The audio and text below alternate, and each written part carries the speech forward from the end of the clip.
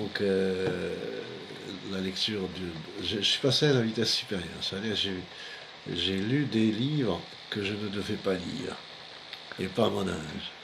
Et pas en tout cas, pas en tant que musulman, et pas en tant mais bon, mais c'était la curiosité. De toute façon, en notre honneur, je pense que c'est en l'honneur de l'individu, je me jette des fleurs. Même si on appartient à une culture ou à une religion, etc., il est toujours bon d'aller chercher à comprendre notre culture.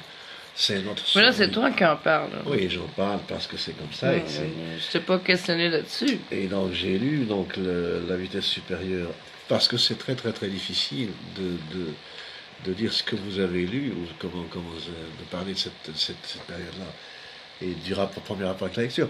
En tout cas, je me souviens de choses qui m'ont marqué. C'est qu'un jour, ça c'est un moment très important dans ma vie, j'ai décidé de prendre un livre, de lire ce que j'avais sous la main et de m'organiser, de faire une lecture organisée. J'ai pris un petit carnet de 80 pages, 100, j'en sais, je ne sais plus, qui était volumineux par rapport à l'époque, et qui était vierge, et j'ai commencé à lire des textes et à noter le vocabulaire. Et de moi-même seul, je réutilisais les mots dans des phrases pour me les approprier, pour qu'ils deviennent miens. Et c'est vrai que si on ne fait pas cet exercice, on ne s'approprie plus la langue. Et j'ai essayé donc d'avoir aussi au niveau de la lecture quelque chose d'extraordinaire. Donc, deuxième volet très Mais important. c'était inné. Hein? C'était inné. Je ne peux pas parler d'inné, je pense.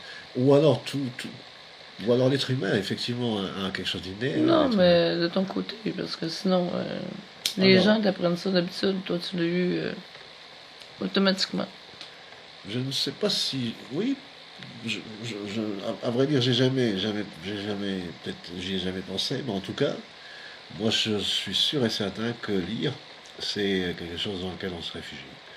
Et écrire, c'est quelque chose aussi qui nous permet de nous évader. Il y a refuge et évasion, hein, c'est clair. Donc, oui, refuge, on se réfugie dans le livre, dans la lecture, et l'évasion, et aussi l'évasion aussi. Mais écrire, c'est l'évasion. Écrire, c'est l'évasion. Écrire, c'est vraiment, c'est faire un coup d'état. C'est prendre la langue, se l'approprier et partir avec. C'est clair. Donc, deuxième moment très important, j'avais un oncle maternel qui habitait sur la terrasse dans notre maison de 2 étages. Et il était mystérieux. C'était un érudit, donc il est le frère de ma mère, demi-frère de ma mère. C'est un érudit, il lisait beaucoup. Il lisait des livres peut-être, certainement, il ne souhaitait pas qu'on voie, parce que au moins 2 fois par semaine, il brûlait des livres dans un grand tonneau en métal. Et moi, je montais pour prendre du soleil ou jouer sur la terrasse et je voyais ça. Et lui, il me disait descends, descends, c'est pas bon pour toi, il faut pas voir ça. Pour me protéger aussi. Donc, il brûlait des livres. Un jour, il y avait 2 livres qui avaient échappé au tonneau, au feu, et qui étaient dans le tonneau. Hein. Et ils étaient déjà déchirés. Il les avait déchirés avant, mais ils ne avaient pas achevé, donc ils étaient encore bons. Il y avait le livre un pavé qui date de 1900, au début du siècle, je crois, ou même peut-être du 19e siècle, je ne me souviens plus, qui s'appelle Ben-Hur. C'est un gros pavé. J'ai lu Ben-Hur. Je me suis même fait du souci pour moi-même d'avoir lu ce livre à cet âge-là. Et là, je le dirais sans... J'ai lu aussi les 4 évangiles et les actes des apôtres.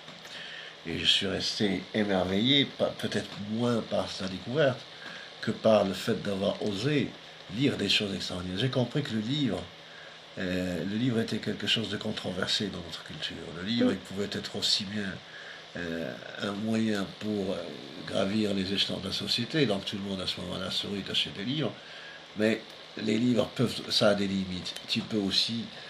Ça peut aussi amener permettre des ouvertures sur la perversion, etc.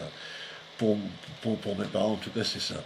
Ma mère, pour me dissuader de lire beaucoup, parce qu'elle trouvait que je lisais beaucoup, elle me disait, tu sais, ton oncle, en parlant d'un autre oncle, hein, le frère de celui qui voyait les livres, qui était aussi sérieux que lui, et il avait des lunettes fond de verre, tu vois, très épaisses, et qui nous intriguaient par tellement de lecture et de savoir encyclopédique,